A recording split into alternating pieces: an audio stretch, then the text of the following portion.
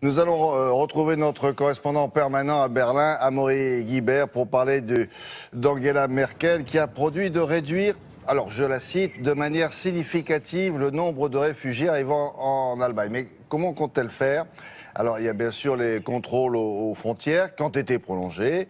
Il y a les procédures d'expulsion qui ont été assouplies, mais pas seulement. Alors, Amaury, bonjour. Amaury va vous expliquer ce que le gouvernement veut faire aussi, c'est-à-dire s'attaquer au regroupement familial. Mais comment ça ? Bonjour.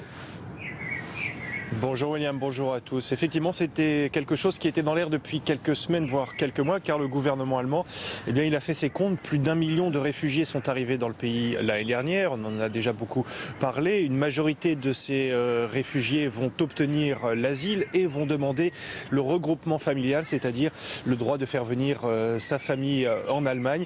Et bien, mécaniquement, cela va faire des dizaines, peut-être même des centaines de milliers de personnes supplémentaires. D'où l'idée du gouvernement allemand de limiter ce droit au regroupement familial en exigeant notamment pour certaines catégories de migrants qu'ils attendent plus longtemps, sans doute 2 ans avant de pouvoir faire venir leur famille. 2 ans, ça peut paraître long, notamment pour Rabi Barkout. Rabi Barkout, il est syrien, il est réfugié ici en Allemagne depuis 1 an. Il a obtenu l'asile ici, mais il a dû attendre de longues semaines avant de pouvoir faire venir sa femme et ses 2 enfants. Des retrouvailles très émouvantes qui ont eu lieu il y a quelques jours, comme vous allez le voir dans ce sujet que nous avons réalisé avec Brice Boussoir et Julien Méchaussy.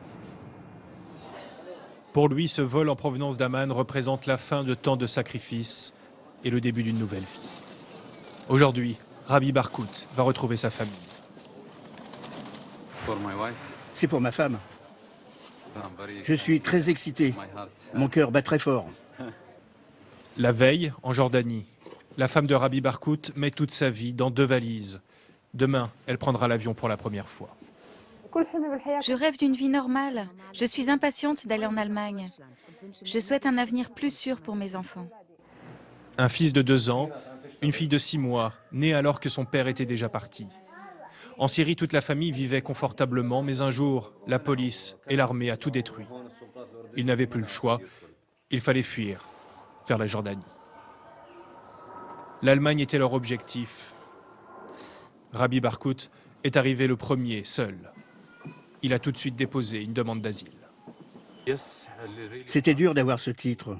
Ça a duré longtemps. Mais sans ça, je ne pouvais pas faire venir ma famille. En Jordanie, personne n'a fermé l'œil de la nuit. C'est l'heure des adieux.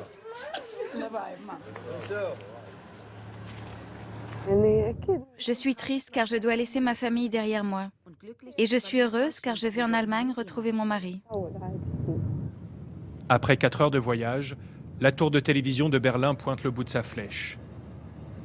Elle a attendu ce moment pendant des semaines, mais il manque encore un tampon sur son passeport.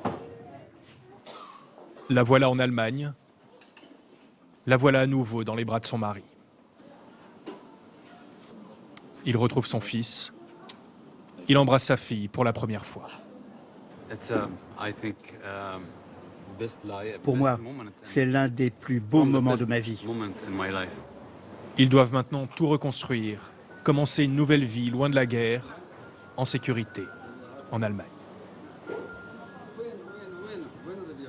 Amaury, le reste de la famille qu'on voit dans le reportage, peut-il aussi venir en Allemagne grâce au regroupement ?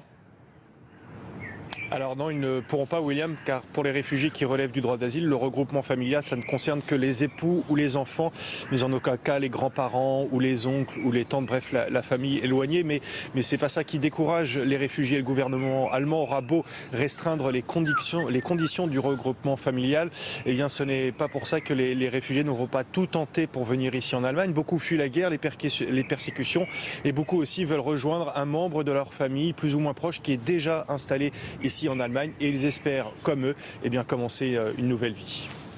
Vous avez des téléspectateurs privilégiés près de vous. Vous êtes sur le balcon du bureau de France 2, c'est ça ? On est sur la terrasse et effectivement il y a les oiseaux, le soleil se lève ici à Berlin, enfin le jour se lève et donc tout le monde est en pleine forme. Oui, ils sont très attentifs à tout ce que vous pouvez dire. Mais ils parlent français, les oiseaux allemands, comme vous pouvez le constater. Merci beaucoup. À bientôt, Amaury. Voici la revue de